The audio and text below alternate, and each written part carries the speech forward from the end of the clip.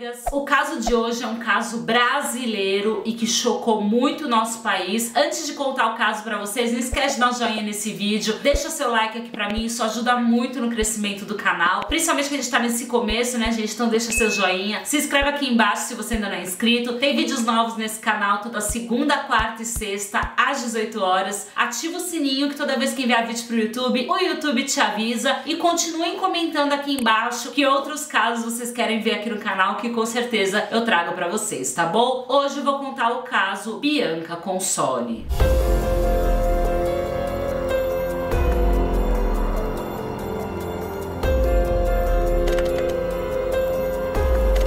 Bianca Consoli tinha 19 anos na época dos fatos e ela morava aqui em São Paulo, na Zona Leste, com a mãe dela e com o padrasto. A Bianca, ela tinha o sonho de fazer faculdade de design de interiores, mas a faculdade de design de interiores era uma faculdade muito cara, que nem ela nem a família dela tinha condições de pagar essa faculdade para ela. Então ela decidiu fazer faculdade de administração para conseguir um bom emprego, um emprego melhor, né, enquanto ela cursava a faculdade, juntar dinheiro para realizar o sonho dela, que realmente era a faculdade de design de interiores. E ela era uma menina, gente, muito batalhadora, muito estudiosa, muito esforçada. Ela estudava à noite, ela estava batalhando para ter um cargo no Banco do Brasil, né, que é um banco super conhecido, um emprego bacana. Então assim, ela sonhava realmente em crescer através do estudo, através do esforço dela. Inclusive a Bianca falava muito pra mãe dela, falava: mãe, eu vou chegar no topo, mas eu vou chegar pelo meu esforço, pelo meu estudo. Você vai ver, mãe, você vai me ver chegar lá. Inclusive, gente, tem entrevista com a mãe da Bianca no Investigação Criminal, e a entrevista é extremamente emocionante. A mãe dela chora muito, e a mãe dela fala que a Bianca sempre falava que quando a mãe dela ficasse mais velha, ela ia cuidar dela, que ela fazia questão de dar tudo de bom e do melhor pra mãe e cuidar dessa mãe. Agora eu vou contar pra vocês a história da irmã da Bianca, a Dayana. A Dayana era casada com um homem chamado Sandro Dota, que era o cunhado da Bianca. O Sandro, ele tava desempregado, mas não era aquela coisa de, poxa, ele perdeu o emprego, tá procurando emprego, não. Ele tava desempregado há muitos anos, quem sustentava a casa toda era a Dayana que trabalhava e sustentava tudo, e a família da Bianca e da Dayana, das duas irmãs, não gostava do Sandro, a mãe dela, o padrasto, justamente por causa disso, porque ele não trabalhava, ele não fazia esforço pra trabalhar, ele não procurava emprego, parecia que ele queria viver naquela vida mesmo, sendo sustentado pela Dayana. Eu vou contar pra vocês a forma como o Sandro entrou nessa família, e vocês vão ver que foi uma forma muito esquisita. A Dayana, antes de ser casada com o Sandro, ela teve um outro marido. Ela era casada com esse cara, e esse cara estava internado numa clínica de reabilitação por uso de drogas e tudo mais. Então ele estava internado e a Dayana ia fazer visitas pra ele, afinal era marido dela e tudo mais. Inclusive ela levava os filhos, eles têm filhos juntos, tal. O Sandro também estava nessa clínica e ele era o melhor amigo do marido da Dayana, assim, eles eram muito próximos, eles se conheceram nessa clínica e ficaram melhores amigos. A Dayana e o marido já não estavam bem por causa de todos esses problemas do marido com drogas e tudo mais, eles já estavam se separando. E lá ela conhece o Sandro, que já era melhor amigo do marido dela e tudo mais, e de cara o Sandro começa a dar em cima da Dayana. E detalhe, gente, ele era o melhor amigo do marido da Dayana, mas ele não tava nem aí, de cara ele começa a investir na Dayana. E aí passa algum tempo, né, o Wilson, que é esse marido da Dayana, ele sai da clínica de reabilitação e a Dayana e o Wilson resolvem voltar. Então eles alugam um apartamento e voltam a morar juntos, junto com os filhos e tudo mais. E o Sandro, gente, também sai dessa clínica de reabilitação e ele não para de dar em cima da Dayana, assim, ele continua atrás da Dayana, ele continua investindo nela. Então a Dayana se separa do Wilson, né, desse marido dela, pai dos filhos dela, pra ficar com o Sandro. Ih, rapaz.